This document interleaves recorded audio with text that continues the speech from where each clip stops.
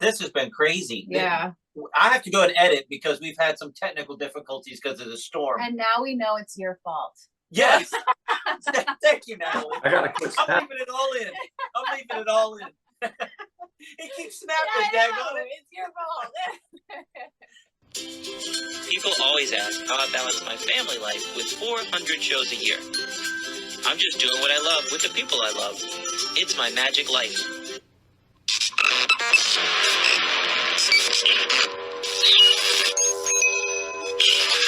I like Wes Iseli. I like everything about him. All right, guys, we are back. And this week we have a legend in magic. I say that a lot, but this guy, I've read about him in magic magazines for over 20 years. I've known about this guy for a long time. Although we hadn't met, we talked a little bit last week on the phone. I've looked up to this guy. I have friends of mine. Yeah, but did you see what that guy created? Have you seen what he created?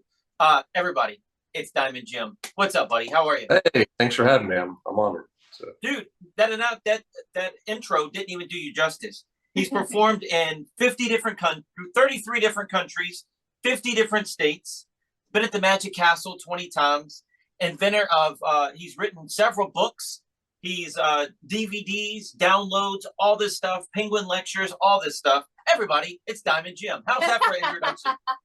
There we go. There you go. There you go. Yeah. So 33 different countries. How does that work out for somebody that started out in restaurants?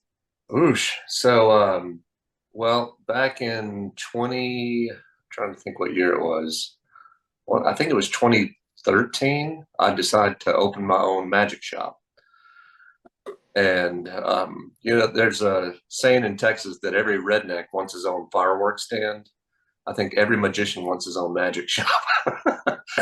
And I grew up working in a magic shop, and boy, it was really hard. The rent, just making rent each month, and I was trapped behind the counter for years. And so by the time that was all over, by the time I closed the shop, I had cabin fever. I was ready to get out and see the world. So I was like, man, I've done some U.S. tours. I want to see the world. So I set up my first tour of England. Then it led to one in Europe, and then before I knew it, like I said, I was going to all these different countries, Australia, Germany. For some of those, I've performed many times. So, and I just thought it was good for the brand, for my books and my products to get out and see the world. And the more you travel, you realize that we're more alike than different. We just speak different languages, but every region had its different focus. And so you always brought some fresh perspective, and they gave you new perspective as well. So I always enjoyed it. It was hard. It's a lot of hard work. I'm sure you know. So this was all lecturing? This was most of it was lecturing, yes. Every now and then, I'd get a paid gig somewhere in another, exotic place or whatever, but most of the time it was lecturing. So did you set up those tours? Did you have somebody do it for you? I talked to other magicians who had done them, and then they told me who the contacts were.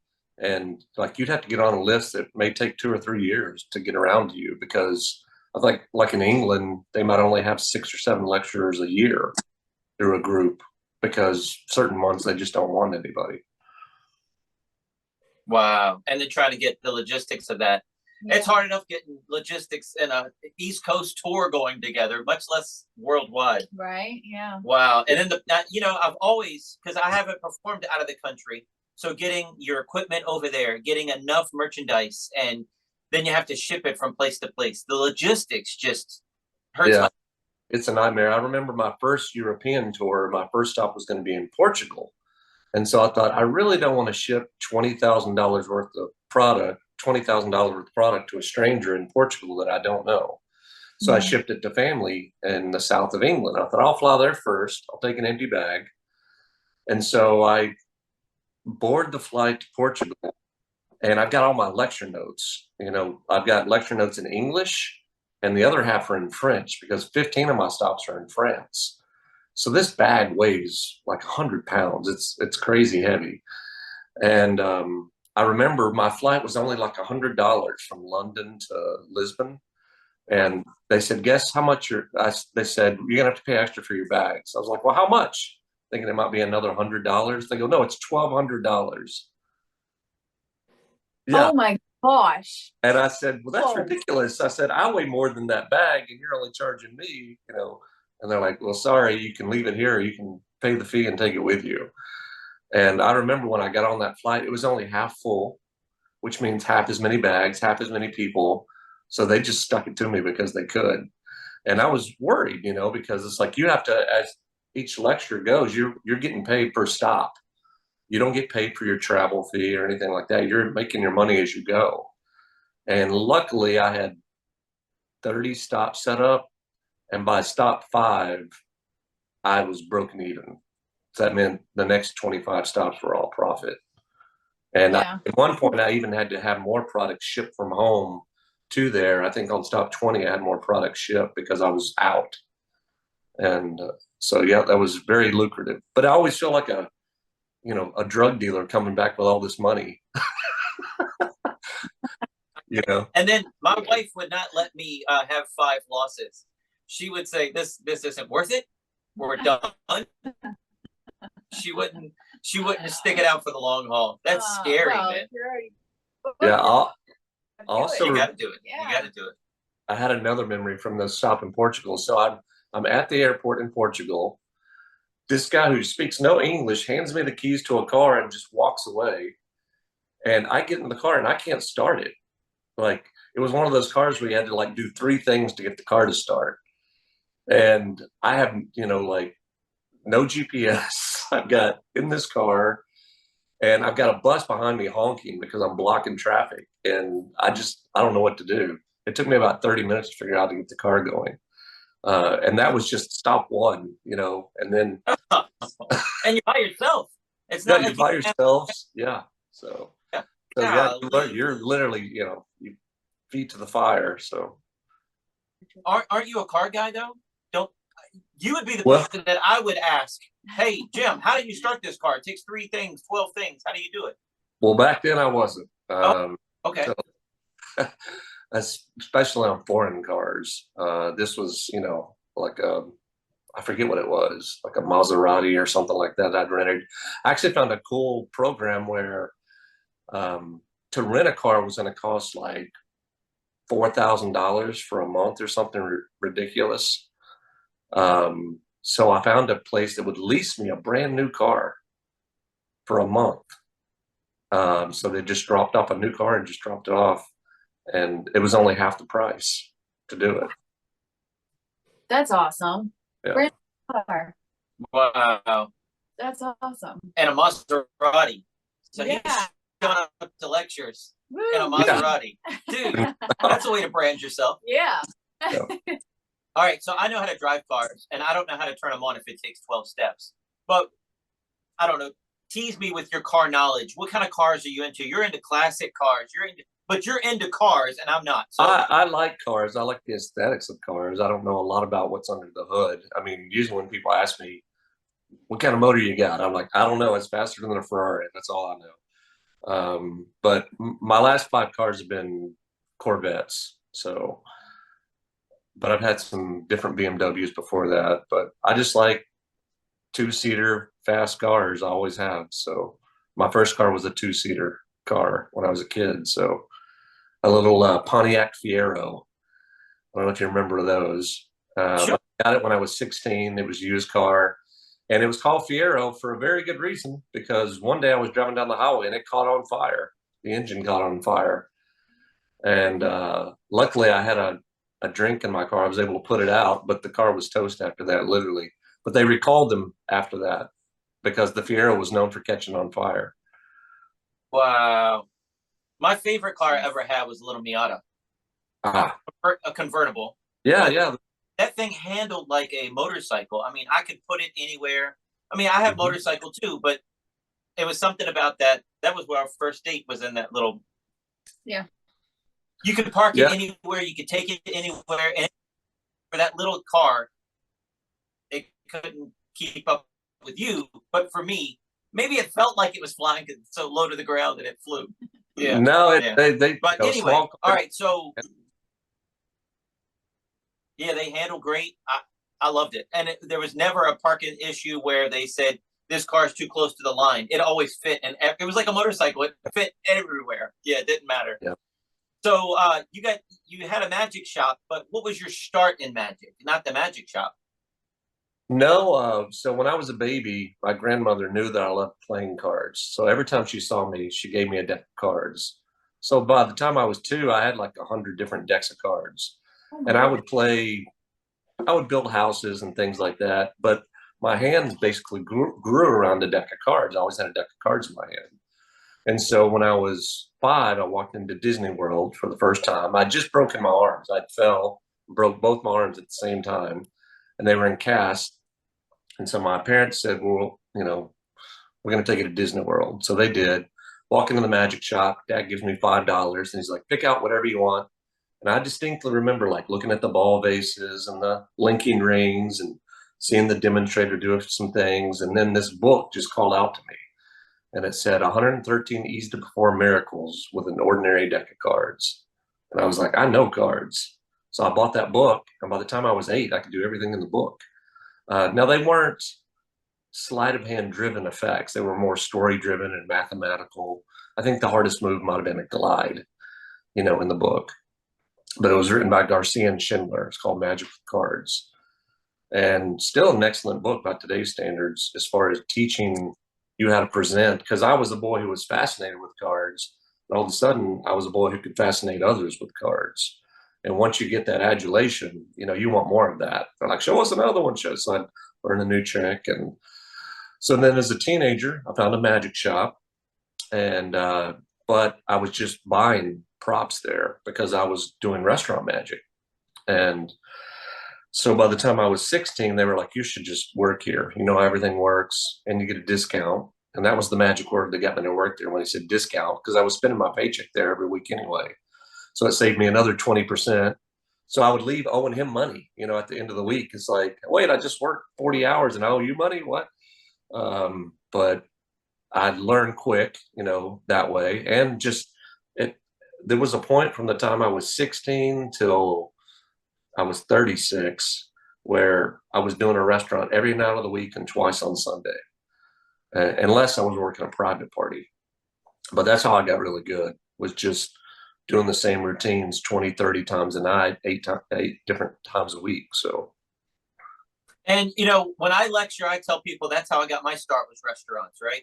But people poo-poo restaurants for some reason. I don't understand why, because every table you get paid to advertise, is how I look at it. Yeah. Right?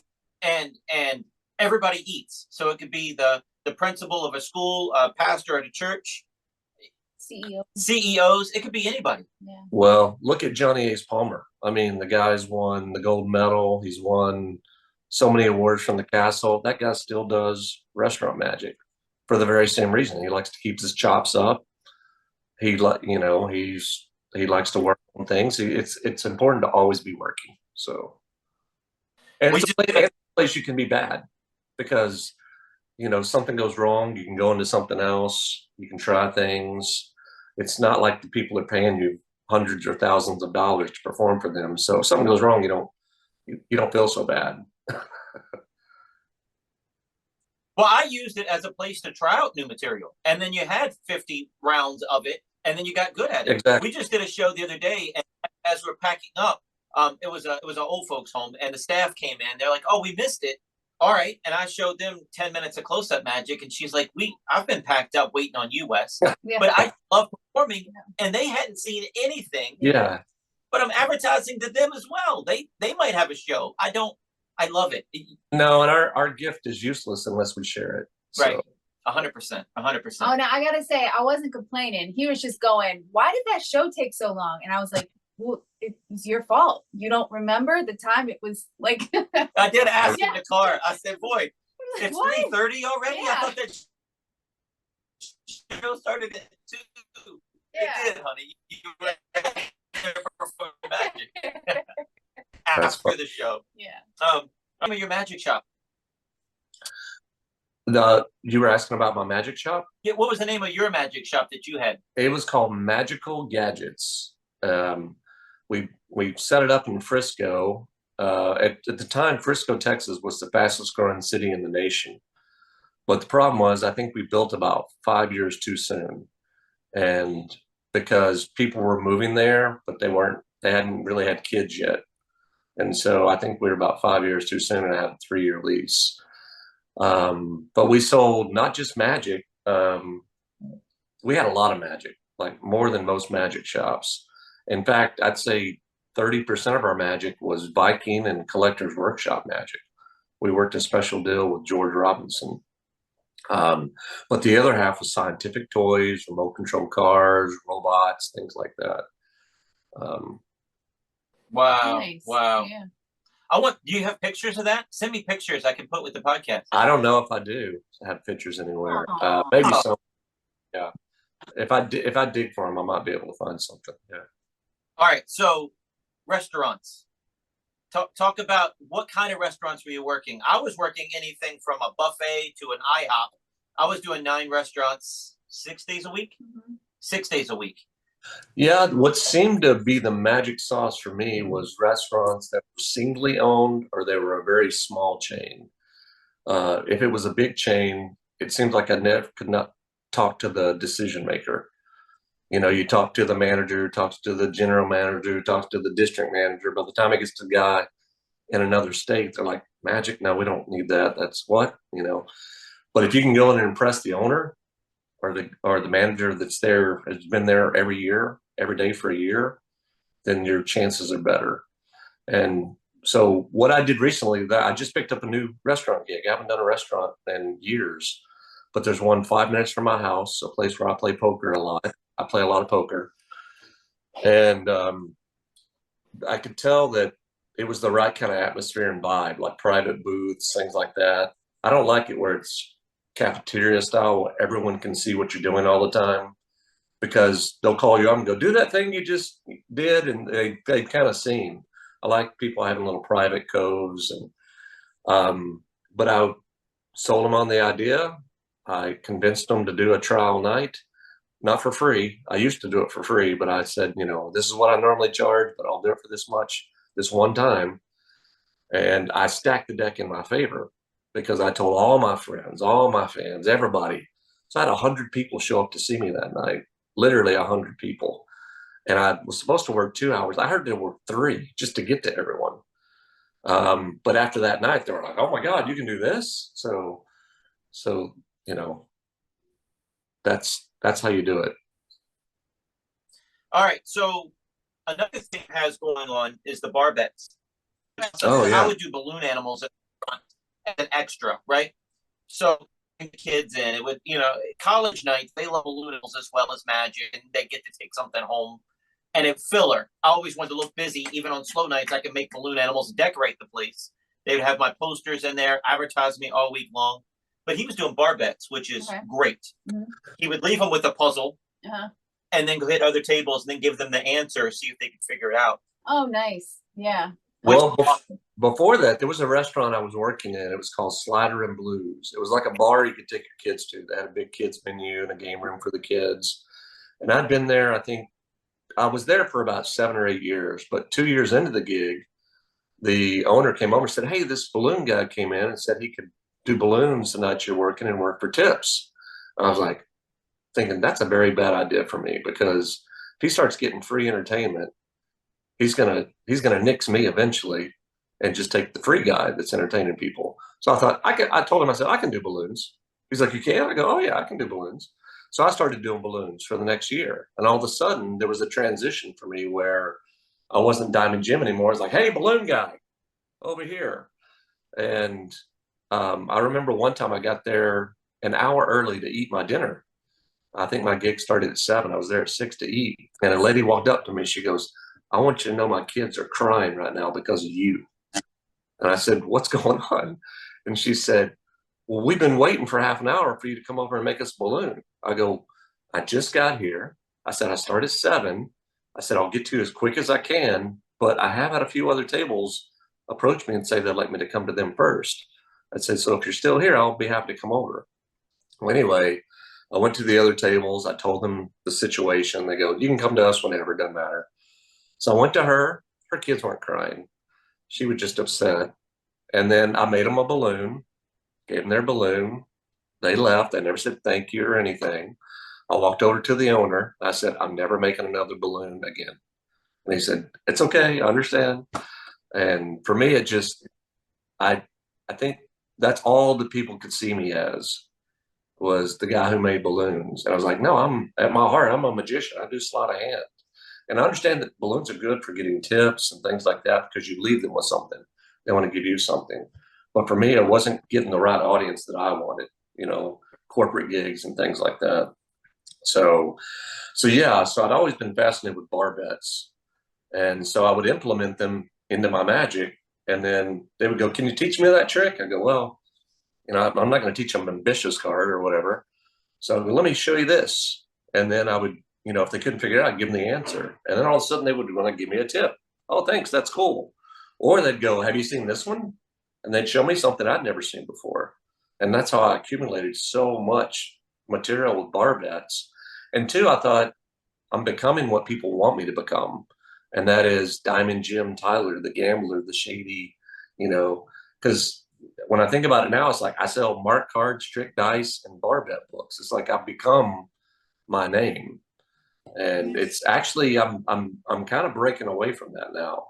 I'm becoming more Diamond than Diamond Jim and more mind reader.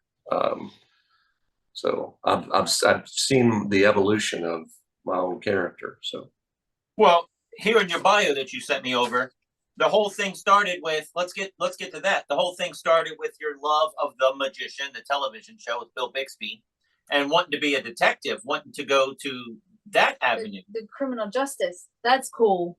Yeah, thank you. So no, as a kid, it's always drilled into you. You got to do something important to make an impact on the world, and magician was not one of those that fell in that category. Even though I felt like it is a calling, it is my calling, what I'm supposed to do, and I feel like it really does help people a lot. I've seen it,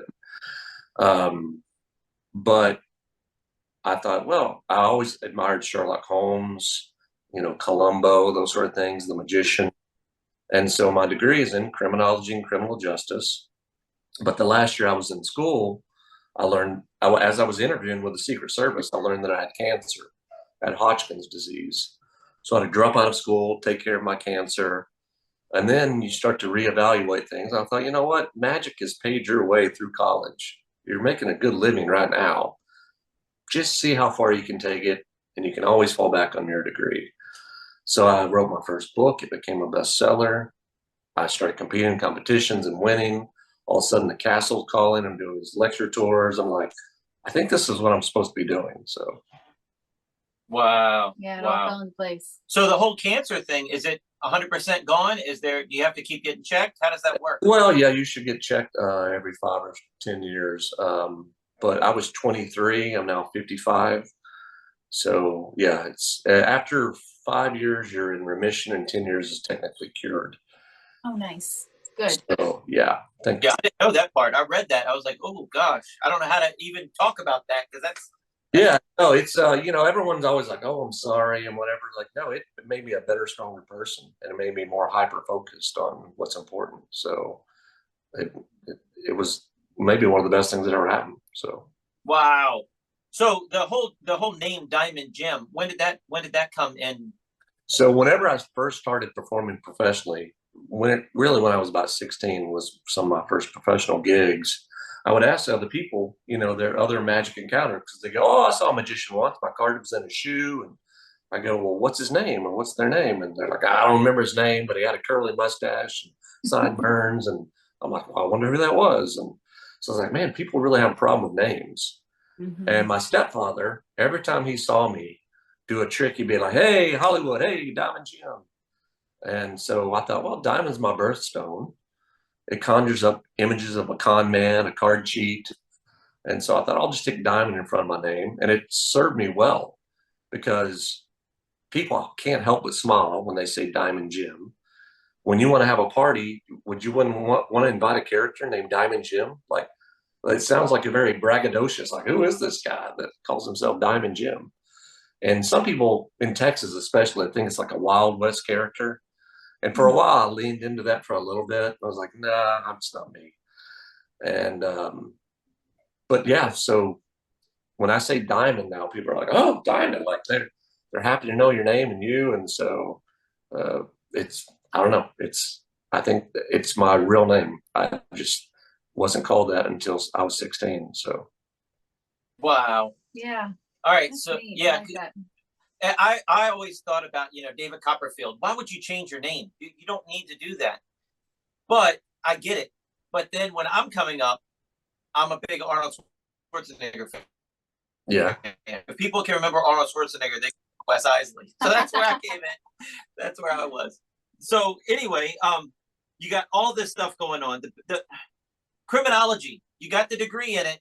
Did you ever think about writing books on that and magic? I do a thing for spy school where I teach homeschool groups, and I talk about magicians use spy techniques, spies use magic techniques sometimes to accomplish what they need. Have you ever thought of mixing that? I have, and in my act, I do. There's a lot of that in my act in the second half because I tell them at one point, I tell them my story that I just told you about being in college, Secret Service, cancer, all that, right in the middle, not at the beginning. I want to do something flashy at the beginning to get their attention and earn their respect and trust. So by the time I get to the story of me, they're all ears. They want to hear what I have to say. And I talk about in school, I study things like psychology, neurolinguistic programming, things like that. And so I say, you've seen a little bit of it, but now I'm going to crank up the weird factor and turn on my Sherlock Holmes like brain and show you what real mind reading feels like. And then I go into that, and it just seems like everything is amplified times 10. So I get bigger reactions. And I'm not claiming to be a mind reader, so it seems more genuine. Oh man! So hearing that Diamond Jim is doing mind reading, what kind of transition is that? But now knowing that you have this background in criminology and you're talking about that in the show, that is a perfect blend. Makes Dude, so much sense. Yeah. you know what you're doing. I love it. You know what you're. I love it. I love it. Thank All you. right, so I want to talk about. Well, can I ask a question real quick? Go for it. Please. So you said when you found out you had cancer, can you not hear me? I can. I'm listening. Okay, sorry. When you found out you had cancer, you said you dropped out of school and then your priorities shift. Did you end up going back and finishing your degree or no? Just out of curiosity. I did. Yeah. Okay. Once all the treatments were done, I went back. I was at the very end. I only had like maybe 6 hours more to go. Okay. And so I was able to finish and do that. And I did work for the Texas Youth Commission for a short while.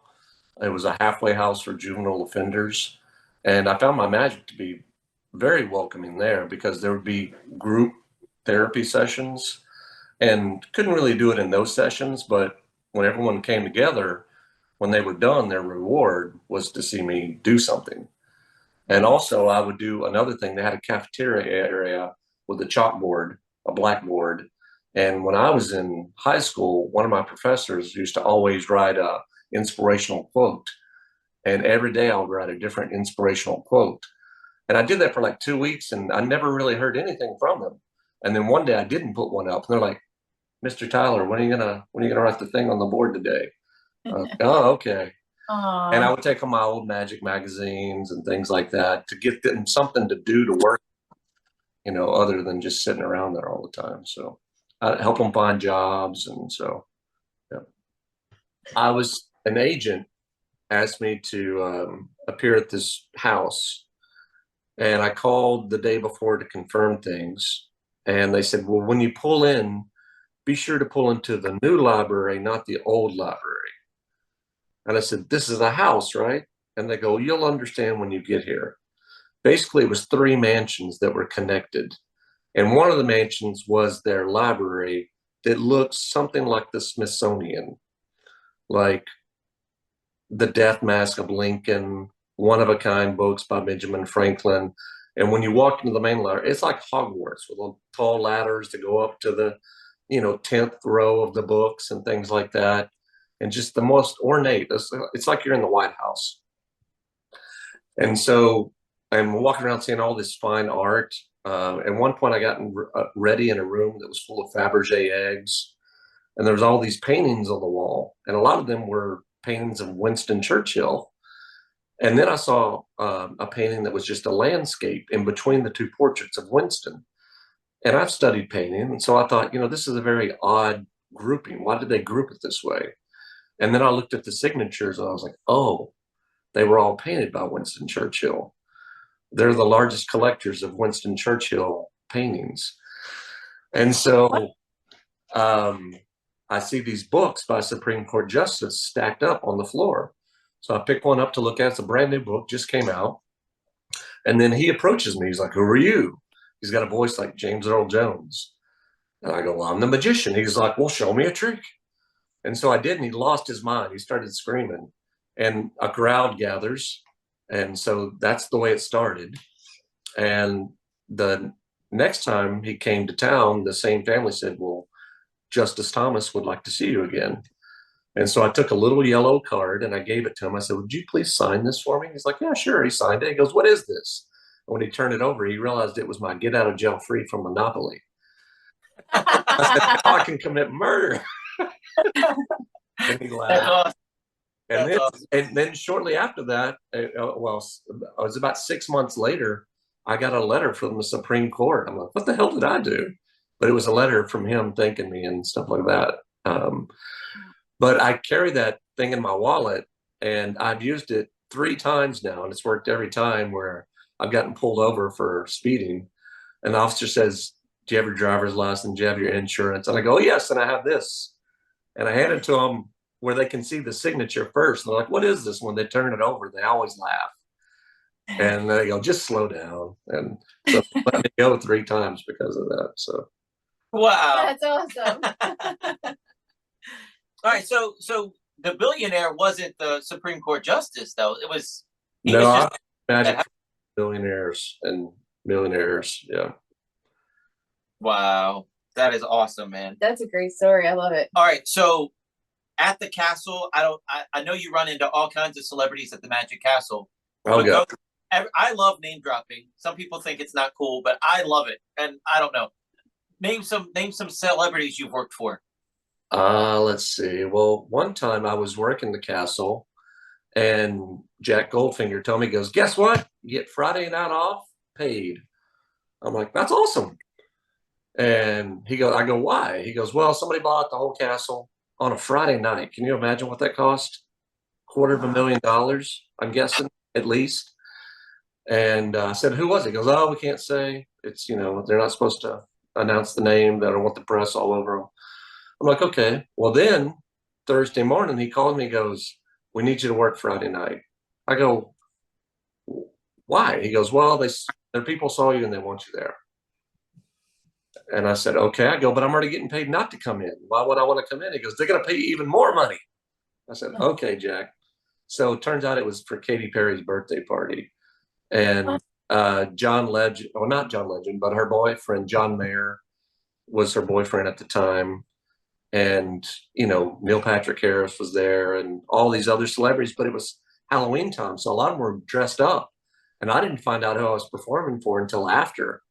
Like the actress Kristen Stewart was there, but she was dressed up like a geisha girl. I didn't know who it was. But I remember I worked in the area with Johnny Ace Palmer that night in the restaurant area, which normally there's no magic allowed. But that's the way Katie had it set up and wanted it. And her photographer took a lot of pictures and gave them to me later, luckily. But Johnny walked over to me after he saw what I did. He goes, you went to a lot of trouble to do what you did. Because I had done my research on Katie and figured out her actual birthday and her age and did some things that looked like I was reading her mind with a revelation of that. And because no one knew except for me what that information was. But so, yeah, let's see. That's cool. Yeah, Matt Damon, Leonardo DiCaprio, Scarlett Johansson, let's see, John Legend, Colin Farrell, Aaron Paul. I'm trying to think. There's a lot. Wow. I mean, I've performed for every famous Dallas sports team and the players, whether it be the Mavericks or the Cowboys or the Stars or all of them. I just got called by the Texas Rangers yesterday. They want to hire me to help boost morale before the games and come in and do something for the team before they go out to play. Oh, very cool. Yeah. Dude, Fun. that is awesome. You're not doing balloon animals in the parking lot, like some people that I know, No, doing some little stuff, just, the VIPs, just go out there while they're eating hot dogs. You're actually working for the players, man. Yeah, very awesome. That's fun. That's Yeah. awesome, dude. And what's funny is I don't follow sports. So people tell me afterwards, like, do you know who that was? I'm like, no, I don't know who that was. So, but that's probably a good thing. Yeah. Yeah. Yes, when I do corporate shows and I bring the CEO up and like just make fun of him, have fun, just like I would anybody else. They're like, I can't believe you did that with the CEO. He's just a dude. I don't know him. Right. Same thing with the sports people, I can't believe you did that to Whoever. Yeah. I never think of myself as being famous.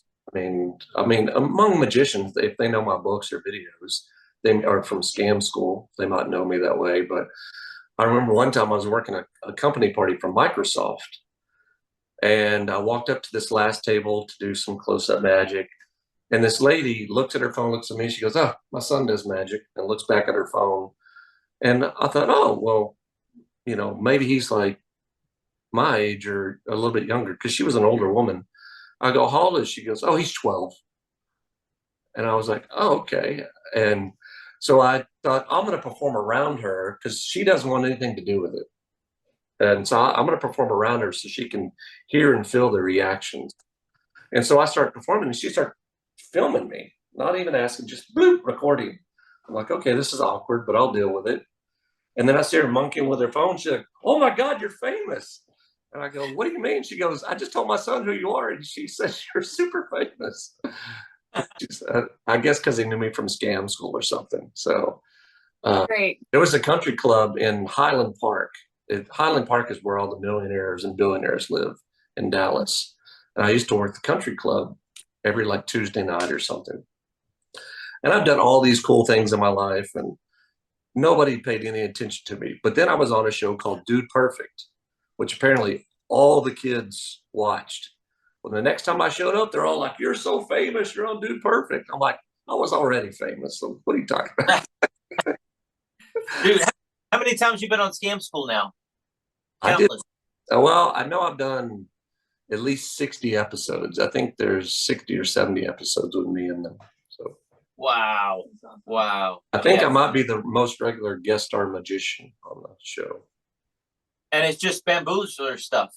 Yeah, originally Brian was using stuff from the books when he was filming in San Francisco. And then he got to the point, he's like, "You should be on the show." And so he would fly me out to San Francisco. And that got very costly. And he moved the whole production team to Austin, where he lives.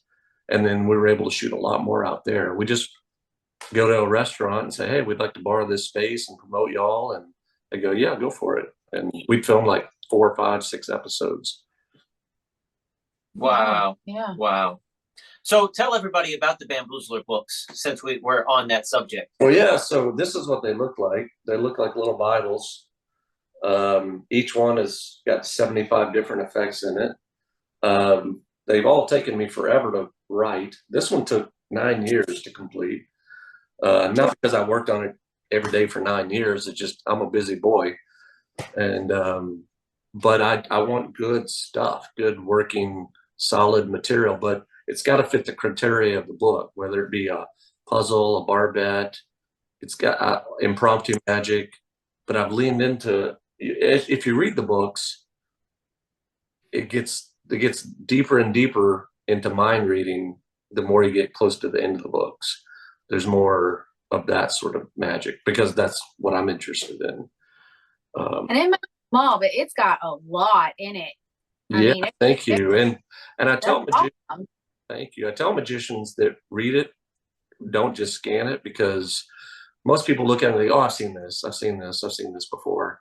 But maybe you learn a bit with it you didn't know, or there's a line to use that I give you, because I tried to end every one of the bits with a line, a joke or something. Because I collect one-liners and jokes, so I've got tons of jokes. That's great. Wow. Yeah. Yeah, I got mine.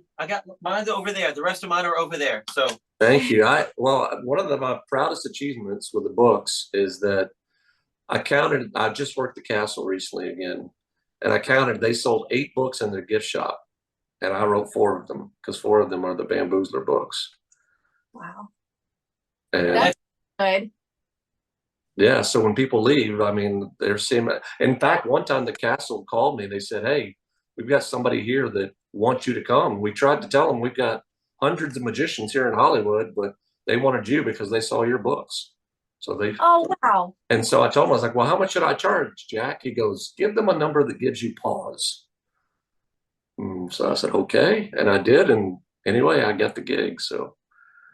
That's awesome. That's great. I need somebody like Jack with my finances. Yeah. Dude, Yeah. so I know about you from all your DVD releases, the suite and the mirrors and all of that. I mean, Yeah. you still have those. They're still around. You can still Yeah, get they're downloads now. In fact, I'll make the offer to all your viewers that if anybody orders $20 or more off my site, I'll give them a free DVD or download of their choice. Just mention that they saw me on, your show, and that'll be good until, let's just say, the end of the month. Well, let's see. Well, when does this air? this will air next Wednesday. So that'd be Okay, like, well, let's just say it's good until June 18th. How about that? June Perfect. 18th, 2025. Order Yeah. $20 and you get a free download. that's a great deal. Or That's DVD, yeah, just by mentioning your name. Yeah, so those are all workers, things I still use. My Diamante routine I use all the time. I think it's the best Monty out there. My mirrors, where the cards change to mirrors. Sweet is where a ring or a signed coin ends up on a sugar packet that was on the table before you got there. I mean, these are all like closers. It's my ring and string routine, which I use almost every single show. And suite isn't just for restaurant magic. I mean, every corporate gig, they have somebody having a cup of coffee at the table, Yeah. Yeah, it's getting harder to find the packets out. But sometimes what I'll do is I'll bring the little caddy with me and set it on the table nonchalantly, so they just think it's there. Yeah. So there's something that you're working on that I don't know if you can hint on your new project or not about the. Well, yeah, a couple things. One, I'm writing Bamboozlers 5. It's going to be the last one. And then I'm working on a line of jewelry, magic jewelry. So I'm always trying to keep up with the latest fashion and stuff. And so I've got a couple of magicians' necklaces that actually do magic, but they look cool too. And I already make like beaded bracelets and things like that. But so I'm going to lean into that a little bit. I figured with my name, Diamond Jim, I mean, it seems, to fit my line, my brand. Also, my wife and I are looking for land right now. I just got married in September. And Congratulations. thank you. And we honeymooned in January. And we've been saving our money for the last year. We need about 10 acres to do what we want, but we want to build not just our house, but a small magic theater on the property, something that seats like 50 people. So it's an intimate show. And I have a theory that magic is best done at night. I'm never going to do a day show ever. I feel like people need to be in that mindset where they're relaxed and maybe have one cocktail just to loosen up. Because during the day, we're all thinking about where we got to be and what we got to do. And, it's just a whole different vibe. So. That sounds fun. Dude, That I sounds can't fun. wait. I want to see it. And even Yeah. when this opens, that's a great excuse because I love Texas. We're going. She loves Texas. I love She wants to retire to Texas, and I don't want to leave my house. I want to take this and my property to Texas because I love this where I'm at. I love this. Yeah. Well, Yeah. you might can do that. I don't think so. I don't think so. Dude, so what are you thinking? That's a 5-year plan? It's probably like 3 to 5 years. It's going to happen. I bet by next year we'll have the land, and then it'll. What? Yeah. So I've already found some land, but I'm working on getting it rezoned so I can have a residence and a commercial space on the same property. Now, what part of Texas is this? Texas is pretty big. Within the Dallas area. Okay. My wife's a pilot, so we want to be close to both airports, and then travel too. But yeah, she's a captain. She's a jet pilot, and so she not only trains pilots, but she's her job is to fly around the top 1% around the world. That's awesome. What a great job. How fun. That's Yeah. cool. Dude, you ought to be able to work something out there where these guys, these top 1% need entertainment during the flight. On the flight. Yeah. Well, yeah, her company is so strict. Like I don't know that I'll ever even get to fly with her. If she has an empty leg where she's flying to a city, I might be able to join her, but there's no guarantee that I can make it back with her because she's in 5 different states every day or different countries. So yeah, you don't know who the person's going to be until she doesn't even know where she's going until the night before usually, and Oh, wow. that may change by morning. So what does her time home with you look like? What is her what? Time at home with you. Oh, so like she'll work 4 or 5 days. Well, be gone about 5 days, and then she's home for 5 days. Oh, Okay. That's so, nice. Yeah, yeah, That's not bad. That's yeah. not bad. And then also as a captain, she will make her own schedule.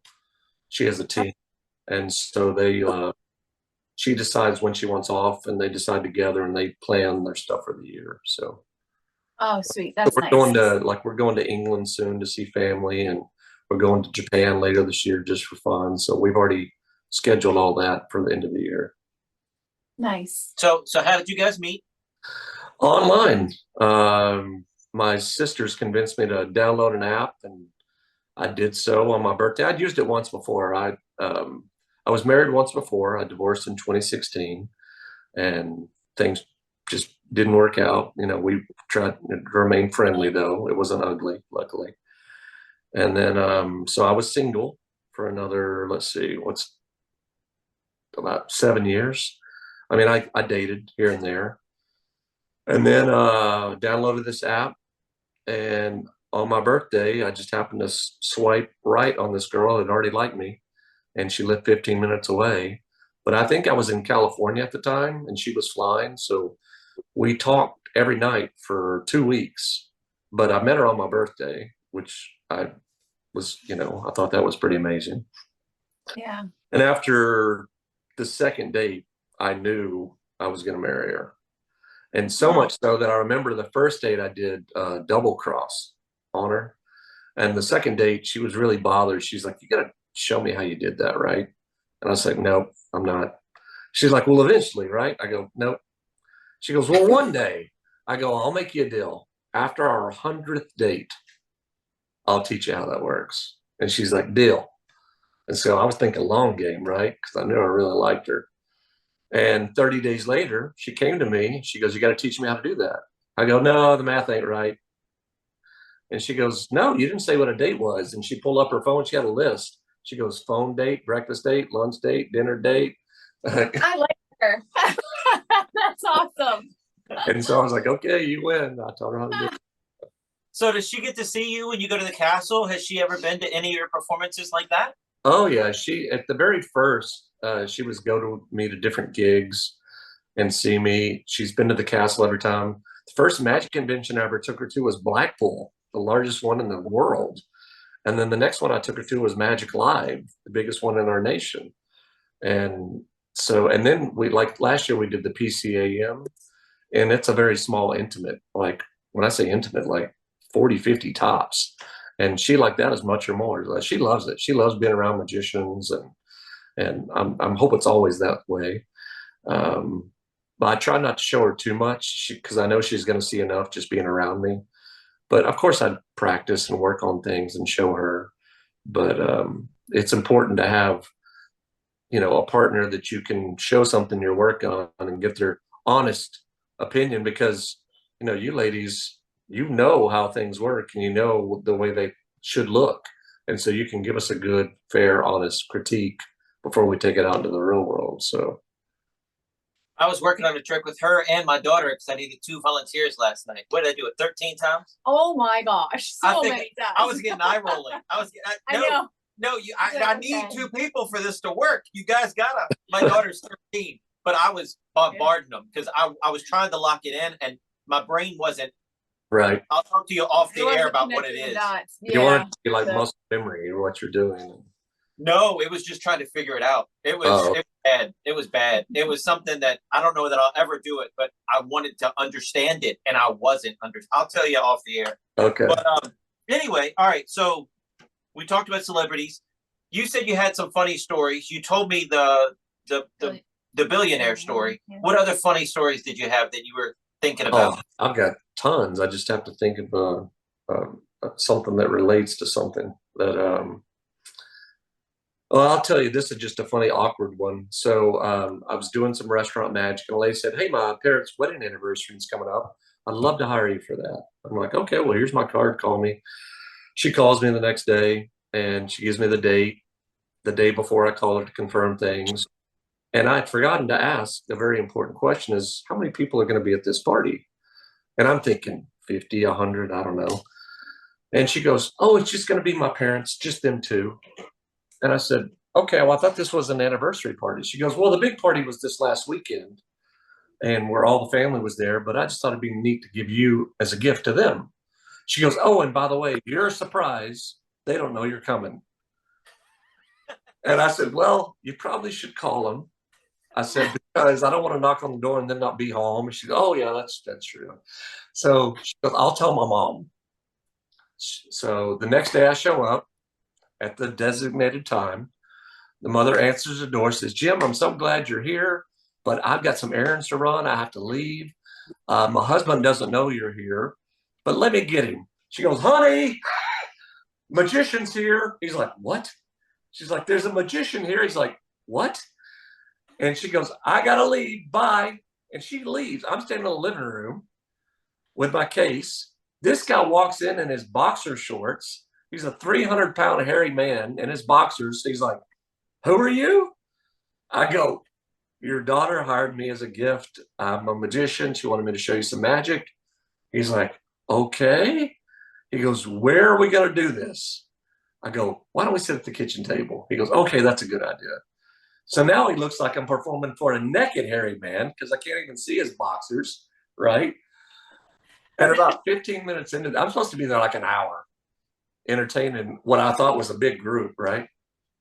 And after 15 minutes into it, I go, "Have you seen enough?" He goes, "Yeah, I've seen enough." I said, "Okay, you have a good day." So, important question. Well, the important rule or lesson here is always ask lots of questions before you go do your gig, so you know what you're in for. So, See, this is the type of stuff that is, yeah, this is great. Yes. I love People have no idea what we go through. They have Right. no idea Yeah. what a working professional magician and the stuff that we get into. They have no idea.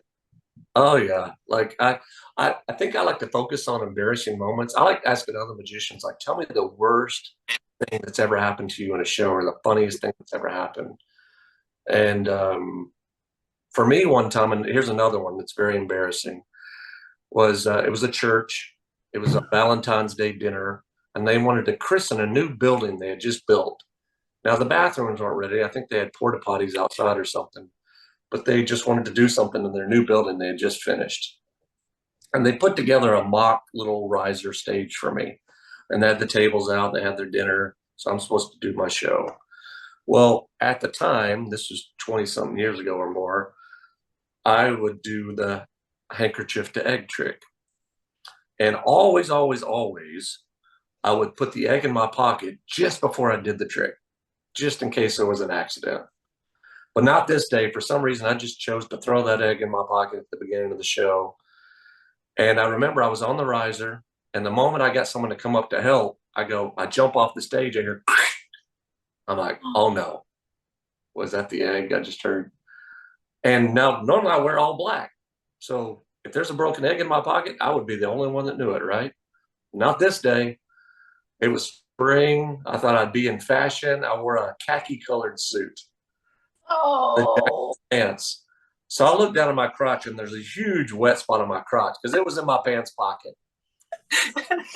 And so I get the volunteer to come up to help. By the time I get back to the stage, it's like to my knees. Like it's a huge wet spot. And so now I have to turn around and face the audience. And so they can see this huge wet spot from my crotch to my knees. And I go, "Hey, I just want to tell y'all I had an egg in my pocket and it broke," because I don't want them thinking something else. Right. And they were rolling. They were laughing so hard. But by the time the show ended, the wet spot was down to my socks. And I had to drive home with that broken egg in my pocket. Oh, good. And so, one, I always wore black after that. I never wore khaki again. And I took that damn trick out of my act. Because I was like, I'm never going to be embarrassed like this again. Oh, Wow. oh, Wow. my. Yeah. So a tip for you. I saw it at a lecture. A magician friend of mine does that trick, but does all the switching. He has a little box on the table. So everything happens out of the little box instead of your pocket. So that's, you can put it back in if you do it that way. There you go. It's a good tip. I take that back. I put it back in from time to time, but I still always put that egg in right before I'm about. So I was at Natalie was at home with the kids, and IBM Ring 50 in DC had like a 75th anniversary. And it was Pop Hayden, John Lovick, and Chris Capehart on the bill. And when you mentioned the riser, and funny story, that just, they put this stage together so quickly that the guy went up to make the speech and the stairs collapsed. Right? So they had to pick this guy up off the ground. And Capehart said, I'm not going up, you go up. And telling Pop Hayden and Capehart were just elbowing each other. I'm not next, you're next. I'm not using those steps till they fix it, you're next. And it was so funny, and everybody was just freaking out about those steps. Yeah. But it's like, just avoid the steps, just climb on the stage. You don't have to use those steps. You reminded me of another one. So I've got a ton of them, but this guy said, I want to hire you to work on my yacht. I'm like, oh, yacht? I've never been on a yacht. That sounds great. Well, I show up to this lake. It's not a yacht. It's like a speedboat that's got living quarters downstairs. It's not a yacht. And so first, I was hired to do a kid show, and then do magic for the adults after. So I'm so tall. I'm like 6'1", and it's only like got maybe 4 or 5 foot clearance. So I'm having to perform the show hunched over. Oh, no. The whole show, like all 30, 40 minutes, I'm hunched over. And then I'm so relieved to get up and do the strolling magic because now I can at least stand up straight. But they're doing like 40, 50 miles an hour across the water as I'm performing. So like I open my hand with the sponge balls and they're like whoosh, off the side of the boat in the water, and pick a card. I'm trying to do card on the head and it's whoosh, the card's flying off. Wow. Oh, my goodness. Wow. Yeah, that's goodness. crazy. That's nuts. Yeah. So for all the cool things I've done a lot of equally silly and dumb things. So That's great. Daggone it. That's great. I can't imagine performing 50-mile-an-hour winds just on land, even. Right. Yeah, but let me give you some ones where like magic has actually happened that I didn't expect. All right, hold on. So in our contract, Natalie says outdoor shows. What do you tell them? They need a backup plan if it's really windy or if it's rainy. So you just need to add the wind to your contract. There we go. It doesn't always work. Well, they don't read the contract. Well, I try and tell them on the phone, but it still doesn't always work. clients in Texas, a lot of times they want to have their event in their backyard because they have some beautiful backyards and canopies and things like that. And so they'll ask me sometimes, they're like, hey, we're thinking about doing this in the backyard. What do you think about that? I go, I'll just tell you right now, I'm a much better magician indoors with air conditioning. And they're like, oh, okay, we get it. And so usually they'll abide. And Let it be. are you there? I think you froze up again. An elephant, but if a bee flies by, everybody's distracted. That's the problem with outdoor shows. Yeah, that's true. But no, here's one. So I was the house magician in a restaurant called Papado's. I don't know if you've ever eaten at a Papado's, but it's very good Cajun seafood. It's a chain here in Texas. Some of the best food I've ever had. And I did like 3 nights a week for 5 years there. And one night I'm working, this is 25 years ago, and I'm at this table of 8 people. Well, this one table of 8, anytime I got anywhere near them, they would act very afraid of me, very skittish. They were like, oh my God, like, and they jump every time I walk by. And I'm like, what's going on here? And so eventually I approached them. And as soon as they began to speak, I realized everyone at the table was from Jamaica. And so I thought, oh, when they see me at the other tables and fire's coming out of my wallet, people are screaming in the back of their mind, they're thinking, this could be voodoo, right? This could be real magic. Whether they believe in it or not, it's still part of their culture. So I thought, I'll win them over. I'll do sponge balls. Everyone loves sponge balls. And sponge balls has always been one of those tricks that I've never liked myself, but I do it because other people like it. It gets big reactions and do what makes people happy. So I take one ball, I change it to two. I say, each of you hold on to it and watch what happens when I snap my fingers. When they open their hands, nothing's happened. But I go, look, they switch places. It's a stupid joke, makes them laugh, and it lets me get ready for the next thing that I'm about to do, where all the balls appear or whatever. So on this night, remember, they're already afraid. I split one ball into two. I say, here, you hold this one, you hold this one.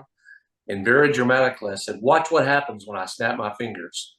And when I did, the power went out in the whole neighborhood. And they ran in 8 different directions and never came back. Wow. I remember the sounds of their chairs screeching against the floor as they, ran and fled. And you're going to think I'm joking, but that has happened to me 4 times where I said, watch what happens when I snap my fingers and the power's gone out. One was at my first penguin lecture. I told the story in the interview portion. And we went to eat. I forget where they took you, but it was like a bar that was a pizza place or something. And Dan, I know it. Hound dogs. Yeah, Dan said, would you tell some of the guys that story? So I told him the story. And the moment I snapped my fingers during the story, the power went out in the whole bar. And Dan just looked at me and is like, I don't know how the hell you're doing it. And Dan left upset. And I thought, he's hamming it up. He's joking. But apparently he was really upset. And I didn't know it until I talked to Penguin recently. They said, oh, yeah, that story's legendary. Like, you messed him up. He doesn't know how you did it. Like, oh my goodness. Wow. Wow. Oh, that's hilarious.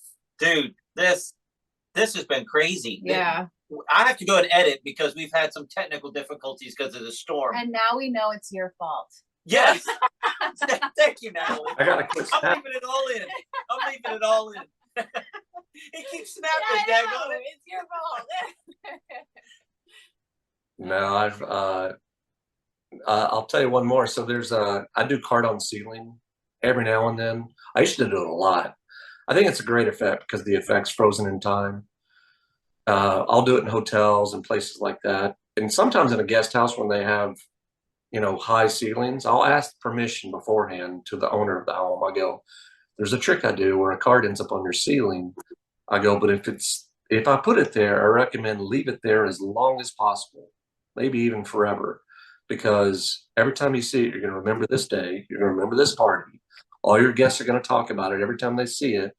And it'll be something that you talk about for the next 20, 30 years. If you leave it there, but if you take it down, there's no more story. And 95% of the time, they're like, yeah, do it. We want it there. And there's one client that had me do it like a dozen times. And so he's got, every year I did the cardon sealing. And then one day he called me and said, well, we're moving to a new house. Is there any way you can get these cards off the ceiling? Because we need to repaint.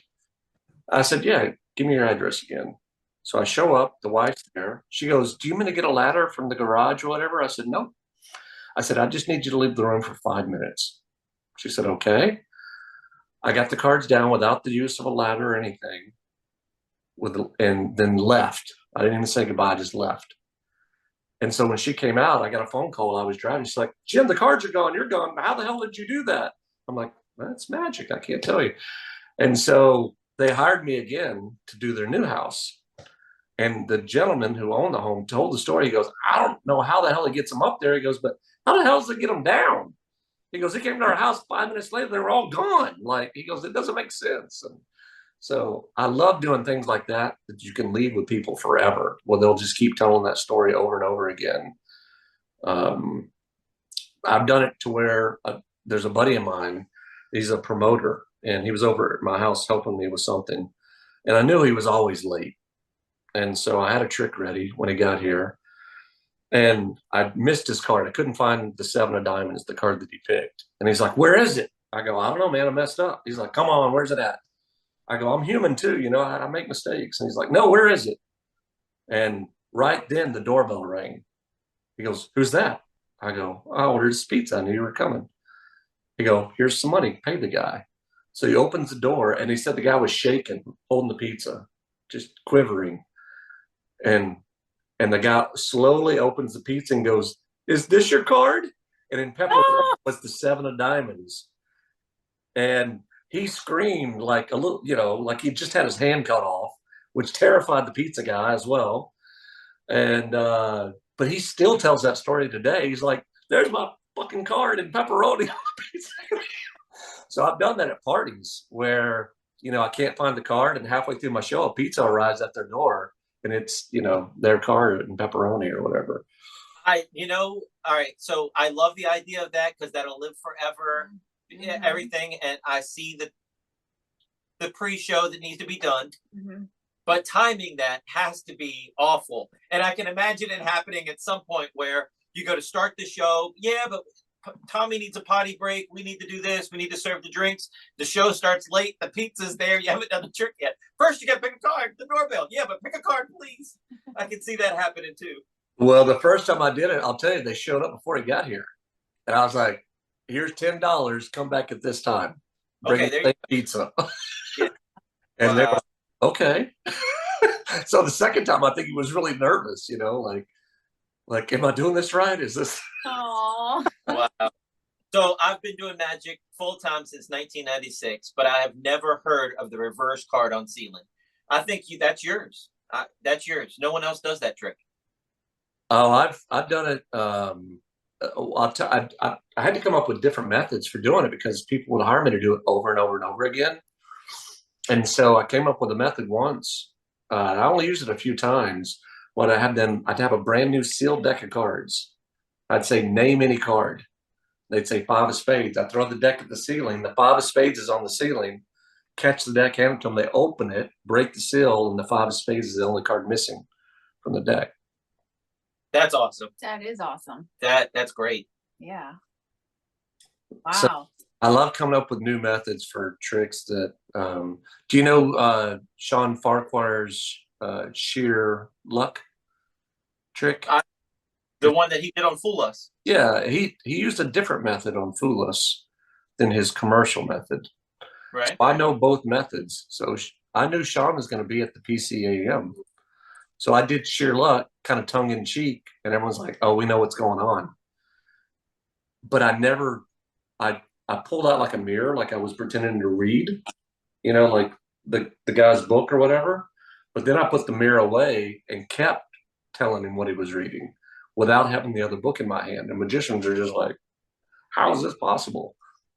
And Sean nailed the method. He was like, "You just memorized the book, didn't you?" I go, "Yeah, I did."